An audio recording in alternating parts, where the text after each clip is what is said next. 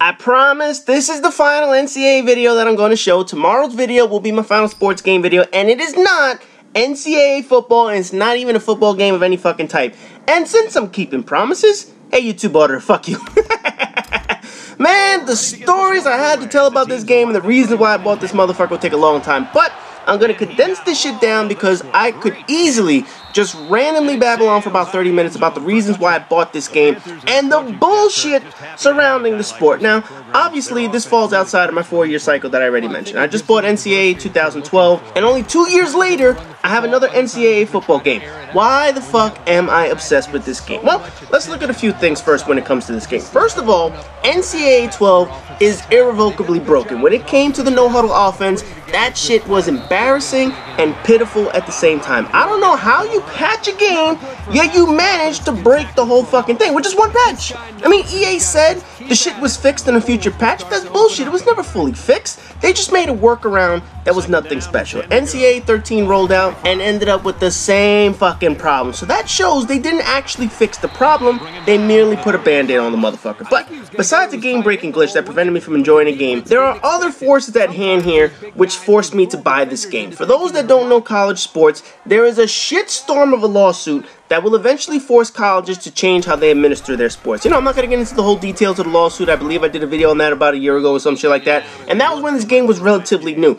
But the gist of the lawsuit is that greedy people are suing greedy people because everybody is fucking greedy. All that greed resulted in EA Sports, another greedy motherfucker, not being able to do another NCAA game. Almost everyone involved in college football and basketball makes money, with the exception of the players who play the game. From the schools, to the cocksuckers who run the schools, to the coaches making $1 million salaries, to the NCAA stooges ripping people off, to the fucking sponsors of the sports and the networks running TV deals, video game companies like EA, even low people on the totem pole, like selling bootleg jerseys, putting players' names on the back of that motherfucker. Even them, they're making money. Everybody makes money, except for the people who are actually playing the game. Naturally, the players want their cut of billions of dollars that is being brought to college sports. These are the same players who are getting scholarships to the tune of $20,000, $30,000, $50,000 a year for a chance to earn an education. You know, tuition that normal students who go to class that actually have to pay. Opportunities that a normal student will never dream of, will never get the chance of, because these athletes want more. There's no winner in a case like this. Someone greedy is bound to win. Someone who already gets more than the average student, the average worker, and the average human being will get more out of this lawsuit. And until the dust settles, college sports decided not to renew their contract with EA Sports. So, for the foreseeable future, there isn't going to be an NCAA game. Now, before this game even released, I had a gut feeling something like this was bound to happen. Before EA and NCAA ever announced they were putting an end to the game, I knew something like this could be the potential outcome. So, with that idea in my head that shit could hit the fan, I decided to give NCAA football one last chance to woo me over. I wanted to make sure the shit was fixed. I wanted to make sure this just wasn't another fresh coat of paint on the motherfucker. And after 8 fucking years, I figured EA finally got their shit together and created a quality game. Usually the games at the end of a console's life cycle, they're the best ones. So I was hoping this game would be on point. And suffice to say, this game is a massive improvement from the 3 versions that I bought prior. In particular, the 2012 version, since that's obviously a much closer game to compare than the other 2, which just started out on the new consoles. You know, the no-huddle glitch was gone, or those replaced with some nude shit where the defense couldn't even be picked. You know, listen, the game was playable. That's all you need to say about this shit.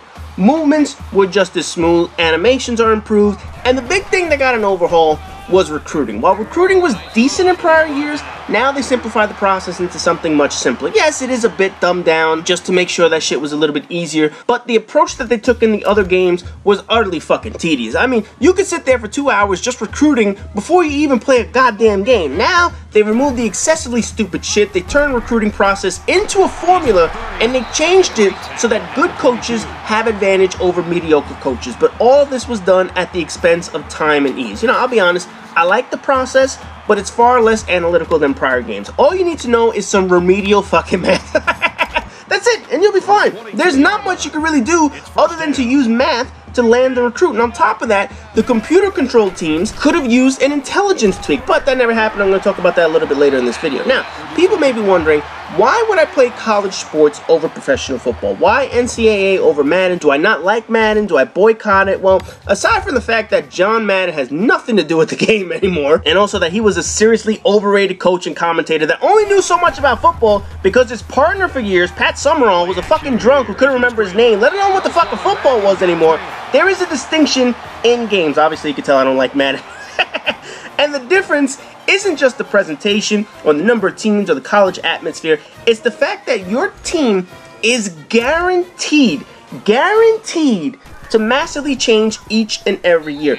If you manage to play 4 seasons in college football and 4 seasons in Madden, you'll have a completely different college team. You can't say that about the pros. See, for me, I like the idea of building my team, you know, sort of like that RPG player in me. I like the idea of having to find and source all the best players each year to give my team that competitive advantage. Unlike the NFL, you can pretty much keep your team intact for long periods of time, as long as you have the money. With college, it is mandatory turnover as the game progresses. You know, think about it. Take a team like the Colts right now. You have Andrew Luck as your quarterback, who is probably going to be with the team for the next 12 to 15 years, aside from injuries and shit like that. The Colts have a few fast receivers, an aging veteran in Reggie Wayne, a young defense, so all of a sudden you have pieces on your team that you can hold for a good couple of years, although they're probably going to try and get rid of Trent Richardson.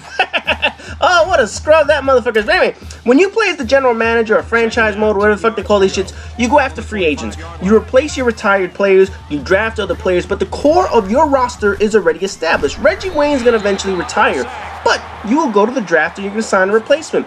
Andrew Luck, though, is going to be on your roster regardless of what you want. Unless you plan on trading that motherfucker, you're going to have him 12 to 15 years in your games, 12 to 15 years worth of franchise years. It's not like that in college. When your star player becomes a senior, he's gone from the game. When your superstar junior player maxes out his talent, he leaves for the NFL early and he's gone from the game. On average, you will keep your starters about 2 years. That's average. It's not an exact science. So don't sit here and say, oh, I keep them 4 years or 1 year. No. It's an average. Even if you were to take a professional roster in Madden with an experienced quarterback, how many years do you think you have? I mean, think about it. How many years do you think Aaron Rodgers has left in the league?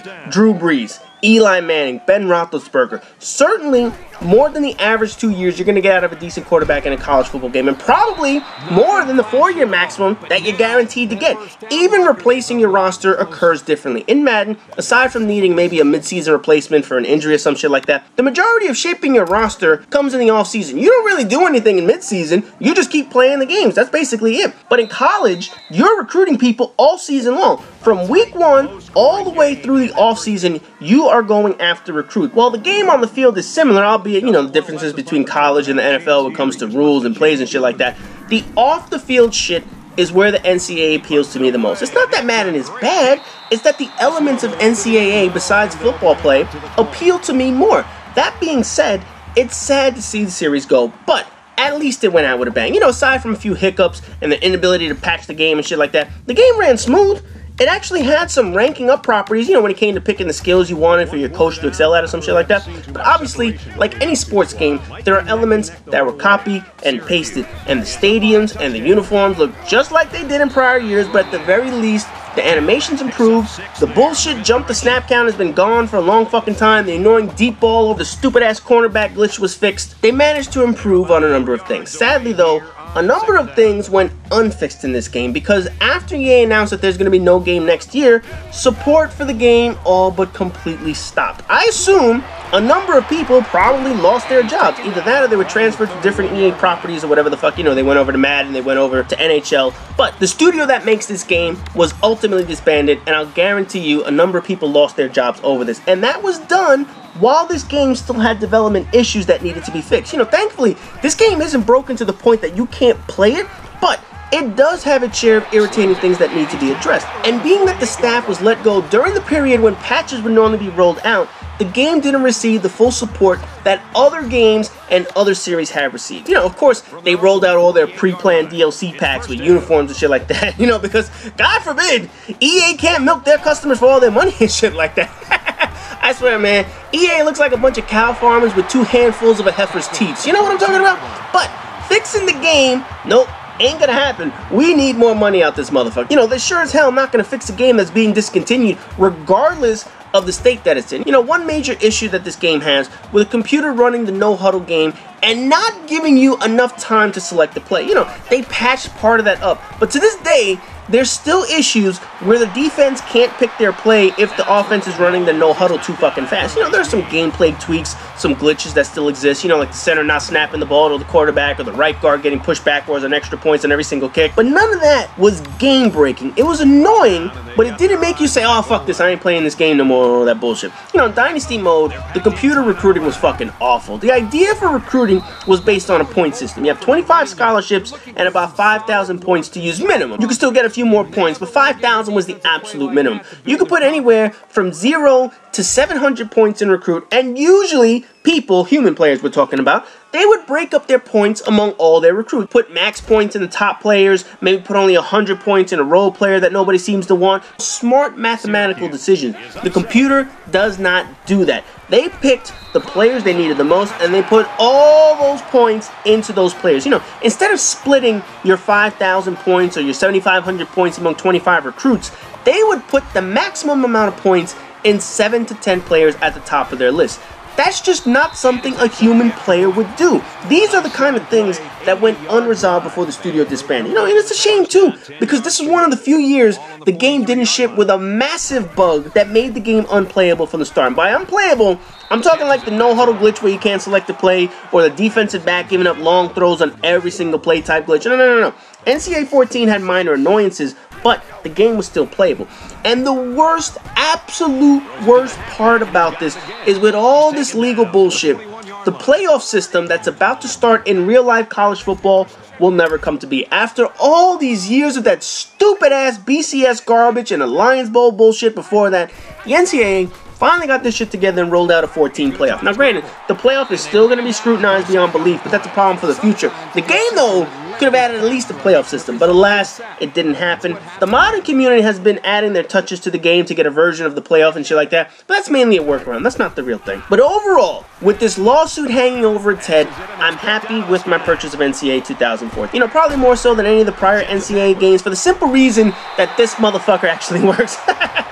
You know, but in any event, I am finished with NCAA football videos this week. No more of this crap.